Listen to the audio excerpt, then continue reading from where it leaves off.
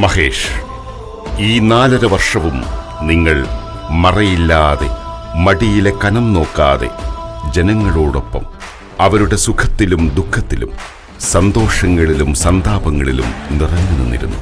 പദവി നിങ്ങളിലേക്ക് എത്തുന്നതിനു മുന്നേ നിങ്ങൾ നടന്ന വഴികളെയും മനുഷ്യരെയും ഇടങ്ങളെയും കവലകളെയും ഒന്നും നിങ്ങൾ മറന്നതേയില്ല.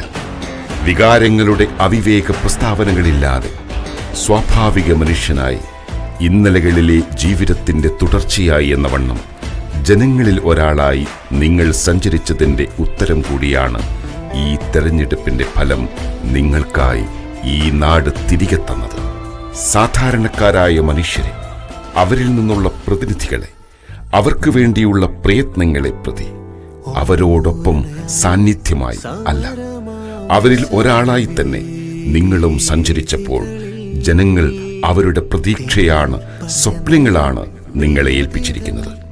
അന്നു തന്ന ഭൂരിപക്ഷം അക്ഷരത്തെറ്റല്ല, അല്പായുസല്ല, വികാരവുമല്ല, ഹൃദയബോധ്യത്തിന്റെ മുദ്രയാണെന്ന് കരുനാഗപ്പള്ളിയുടെ ഫലം വീണ്ടും തെളിയിക്കുന്നു.